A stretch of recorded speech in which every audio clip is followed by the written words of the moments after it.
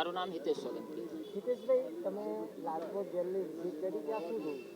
આજે અમે લાજપોર જેલની અંદર જ્યારે એન્ટર થયા ત્યારે અમે સીસીટીવી કેમેરા ચેક કરાવવા માટે અમે ગયા હતા. જ્યારે સીસીટીવી ચેક કરતા દરમિયાન જ્યારે ભરતને જે મૃતક છે એમને લાવવામાં આવે છે ભરૂચ પોલીસ સ્ટેશનથી, ત્યારે એ જે જેલ એન્ટ્રી કરે છે ત્યારે એવું જણાઈ રહ્યું છે કે તંદુરસ્ત છે. ત્યારબાદ એને ઝડપી રૂમની અંદર લઈ જવામાં આવે છે. ઝડપી રૂમની અંદર તપાસ કરતા છે અધિકારી, ત્યારે પોલીસ તરફથી એમને એવું કહેવામાં આવ્યું છે કે એમના પાસેથી એક સિમ કાર્ડ મળેલ છે, જે 10 મિનિટે ઝડપી રૂમની અંદર રાખે છે. ત્યારે આજુબાજુની અંદર રહેલા બધા જ કેદીઓ અને પોલીસ સ્ટાફ બધા જ દરવાજાના નજીક જાય છે એવું અમારું અનુમાન છે કે એને ઝડપી રૂમની અંદર મારવામાં આવ્યો છે. એ અવાજના કારણે તમામ લોકો ત્યાં જોવા તરફ ગયા છે. ત્યાર પછી 10 મિનિટની બહાર જ્યારે 10 મિનિટ પછી જ્યારે બહાર આવે છે અમારા મૃતક ભરતભાઈ, ત્યારે એ પોતાનું પેટ પકડી અને વોમિટિંગ કરે છે. એ સ્પષ્ટ જણાઈ રહ્યું છે એનાથી કે એ મારવાના કારણે જ એમને વોમિટિંગ થયું છે ને એમના જ કારણે એનું મૃત્યુ થયું છે. તમારી શું માંગણી છે? અમારી માંગણી એક જ છે, જ્યાં સુધી આ જે આરોપી છે, જે જેલની અંદર જેણે અમને માર્યો છે, એમની ઉપર એફઆઈઆર નહીં થાય, ત્યાં કાયદેસરના ગુના નોંધાશે નહીં, ત્યાં સુધી અમે આ બોડી અહીંયાથી સ્વીકારશું નહીં.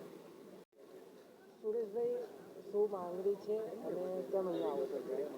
સાહેબ, મહેશભાઈ જીવનભાઈ વાળા 25 વર્ષનો યુવાન જે કાચા કામનું કૈદી આ લાજપુર સેન્ટ્રલ જેલમાં દાખલ હતો, એને ઝડપી દરમિયાન નાનકડું જે આવે છે સિમ કાર્ડ, એ સિમ કાર્ડ મળી આવ્યાથી પોલીસ દ્વારા એને બેરહેમીથી મારવાનું સ્પષ્ટ ચિત્ર આજે ઉપસી આવ્યો છે.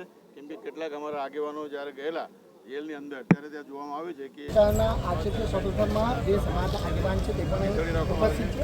2000 પોલીસવાળા અંદર જાય છે, બહાર આવે છે, ત્યાં જાય છે, આવે છે, એને મારવામાં આવે છે. જેના લીધે આ ઢીકના મારથી આમાં પ્રોબ્લેમ છે. માટે અમે એક જ મિનિટ સમક્ષ માગણી છે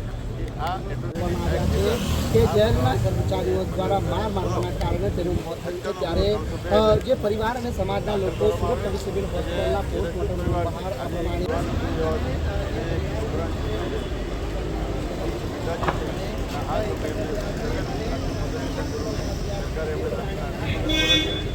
સરકાર આ અમારી માગણી કરશે, આ કલાક કામ કરશે. જ્યાં સુધી ન્યાય નહીં મળે ત્યાં સુધી અમને ડેડ બોડીને જરૂર પડે. ગૃહમંત્રી શ્રી હર્ષભાઈ અહીંયા જ રહે છે, એમના નિવાસસ્થાને બોડી લઈ જઈને અમે ન્યાયની માગણી કરીશું અને ન્યાય માટે કામ કરીશું.